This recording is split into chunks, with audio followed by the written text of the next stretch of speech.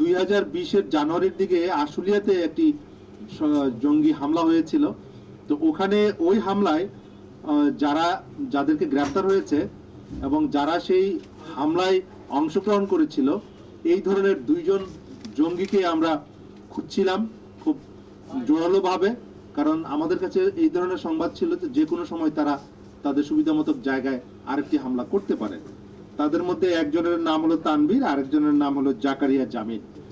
তো আমরা আমাদের গোয়েন্দা তথ্যের ভিত্তিতে জানতে পারি যে আপনাদের বগুড়া জেলার শিবগঞ্জের চণ্ডীহার এলাকায় তারা আজকে ভোর রাতের দিকে তারা সমবেত হয়েছে, এবং তাদের এই সমবেত হওয়ার পিছনে তাদের যে উদ্দেশ্য ছিল এটা হলো তাদের সাংগঠনিক কার্যক্রম শক্তিশালী করা, এবং বিভিন্ন অভিযানের ফলে তারা বিভিন্ন জায়গায় বিচ্ছিন্ন হয়ে গিয়েছে। একজন আরেকজনের সঙ্গে যোগাযোগ শুধু অনলাইনের মাধ্যমেই করে, কিন্তু তাদের প্রকাশ্যে কিংবা তাদের মধ্যে নিজেদের মধ্যে আলাপ আলোচনা করার সুযোগ তারা তৈরি করতে পারে না।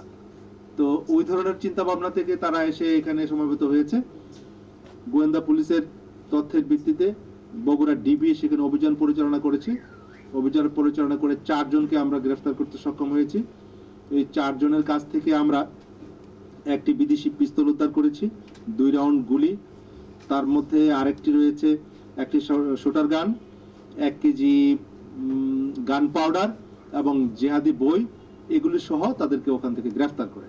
তো তারা এখানে বেসিক্যালি তাদের সংগঠনকে শক্তিশালী করা এবং সুবিধামতো সময়ে কোনো একটা জায়গায় হয়তো তারা সন্ত্রাসী কার্যক্রম করবে, এই ধরনের পরিকল্পনা তাদের ছিল। তো জায়গা তারা নির্ধারণ করতে পারেনি, কিন্তু তাদের অস্তিত্বকে জানান দেওয়ার জন্য, তাদের উপস্থিতিকে, কারণ তারা যদি এইভাবে নিষ্ক্রিয় হয়ে যায় তাদের ধারণা যে তাদের কর্মী সংগ্রহ করা তাদের জন্য কষ্টকর হয়ে যায়। তো মাঝে মধ্যেই তারা জানান দিতে চায় যে তাদের সাংগঠনিক শক্তি এবং এই সংগঠনের প্রতি যারা এই লাইনে আসক্ত তাদেরকে আকৃষ্ট করা, এটাই ছিল তাদের মূল উদ্দেশ্য। তো বিস্তারিত আমরা জিজ্ঞাসাবাদ করব, আরো জিজ্ঞাসাবাদ করে যে সমস্ত তথ্যাদি পাবো সেগুলো পরবর্তীতে জানানো হবে। তো এই পর্যন্তই আমরা জেনেছি তাদের বিরুদ্ধে মামলা হয়েছে, পুরনো মামলা আশুলিয়াতে যে মামলাটা হয়েছে সেই মামলারও তারা আসামি। তো পরবর্তীতে আরো তথ্যাদি পাওয়া গেলে সেগুলো পরবর্তীতে আমরা জানাবো।